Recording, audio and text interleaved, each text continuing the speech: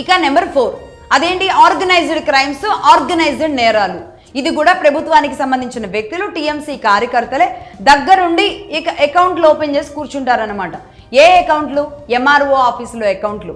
Private వ్యక్తులుగా ఎవరైనా సంపాదించుకున్న వాళ్ళ ఆస్తులు కానీ, లేదంటే గవర్నమెంట్కి మాత్రమే కనబడుతున్న ఆస్తులు కానీ, అంటే ఏ ప్రాపర్టీస్ అయినా ల్యాండ్స్, రెవెన్యూ డిపార్ట్మెంట్కి సంబంధించిన ల్యాండ్స్ అన్నీ కూడా ప్రైవేట్ వ్యక్తులు కానీ, లేదంటే గవర్నమెంట్ భూములు కానీ, లేదు అంటే ఇంకెవరైనా బీజేపీ నాయకులకి, కార్యకర్తలకి వాళ్ళకి సంబంధించిన భూములు కానీ ఇష్టం వచ్చినట్టుగా ఎంఆర్ఓ ఆఫీసులో కూర్చొని వాళ్ళగా వాళ్ళు ఎన్నో ఎకరాల భూములన్నీ కూడా రాసేసుకున్నారు. కొన్ని ప్రాంతాల్లో ఇష్టం వచ్చినట్టుగా రాసేసుకున్నారు. కేవలం టీఎంసీ కార్యకర్తల ఆధ్వర్యంలోనే ఎంఆర్ఓ ఆఫీసుల్లో. దీనికి ఏం చేస్తారో తెలుసా?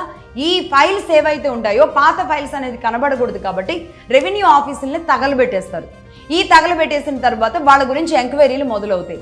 వెతుకుతారు, ఎక్కడ దొరకరు. ఈ విధంగా అంటే కేవలం వీళ్ళు రాసుకున్న భూములు ఎవరికి వెళ్ళిపోయినాయో ఏంటో కోర్టుల చుట్టూ తిరిగినా కోర్టులు కూడా ఏమి స్పందించవు. అంటే ఏ వ్యక్తి కూడా నా భూమి సురక్షితం, నా భూమి రక్షణలో ఉంది అని చాలా ప్రాంతాల్లో చాలా మంది ప్రజలు ఈ విషయంలో కూడా బిక్కుబిక్కుమంటూ గడిపారు అనేది ఇప్పుడు బయటకు వస్తున్న ఒక అంశం. ఎంఆర్ఓ ఆఫీస్ రికార్డ్స్ మొత్తాన్ని కూడా తగలబెట్టేస్తూ ఇష్టం వచ్చినట్టుగా ఎన్ని ఎంఆర్ఓ ఆఫీసులు ఇప్పటివరకు తగలబడ్డాయి, అక్కడ ఉన్న భూములు ఎవరెవరి మిస్ అయినాయి, ఆ విషయంలో పబ్లిక్కి ఓపెన్గా చెప్పి వాళ్ళందరికీ కూడా ఒక చిన్న గవర్నమెంట్ ఇప్పుడు నెక్స్ట్ లెవెల్లో వాటి కోసం ఒక ఏర్పాటు చేసే అవకాశాలు కనబడుతున్నాయి. ఎవరి భూములు ఎక్కడెక్కడ మిస్ అయినాయి అనేది ఈ విధంగా జరిగిందనమాట. ఇది నెంబర్ 4.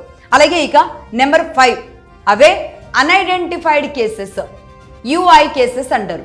ఈ అన్ఐడెంటిఫైడ్ కేసెస్ ఏంటి అంటే ఈ విధంగా ఇప్పటి వరకు నేను చెప్పినట్టుగా ఈ 90 మందిని చంపిన వాళ్ళు కానీ, లేదు అంటే ఇట్లా రెవెన్యూ ఆఫీసుల్ని, ఎంఆర్ఓ ఆఫీసుల్ని కాల్ చేసిన వాళ్ళు కానీ, వీళ్ళందరికీ సంబంధించి కేసులు ఫైల్ అవుతాయి. ఇక్కడ ఈ ఇన్సిడెంట్ జరిగింది, దీని మీద ఒక 20 మంది పాల్గొన్నారు అని చెబుతారు. కానీ వాళ్ళు ఎక్కడున్నారు, ఎవరు, ఏంటి అనేది దొరకదు. ఏమవుతారు వీళ్ళంతా అంటే బంగ్లాదేశ్ నుంచి తీసుకొచ్చి వీళ్లతో సపరేట్గా క్రైమ్ చేపించి పంపించేస్తారు. ఆ తర్వాత ఇదే పోలీస్ స్టేషన్లో అన్ఐడెంటిఫైడ్ కేసెస్ అని చెప్పి వీటిని కొన్ని రోజుల తర్వాత క్లోజ్ చేసేస్తారు. అంటే ఎన్ని రోజులైనా సరే దొరకలేదు అని.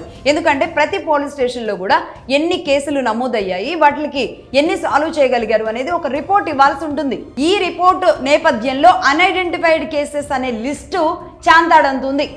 మిగతా కేసుల కంటే కూడా అన్ఐడెంటిఫైడ్ లిస్టుల కేసే చాంతాడంతుంది. నమోదు చేయకపోతే ఖచ్చితంగా నమోదు చేయాల్సింది, ఇన్సిడెంట్ జరిగింది కాబట్టి.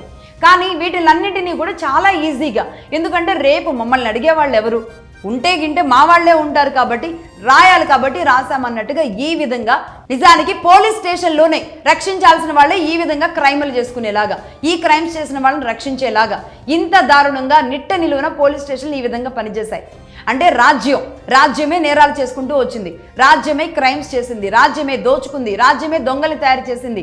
ఇదే రాజ్యం దొంగల్ని బయటకు కూడా పంపించేసుకుంటూ ఉంది.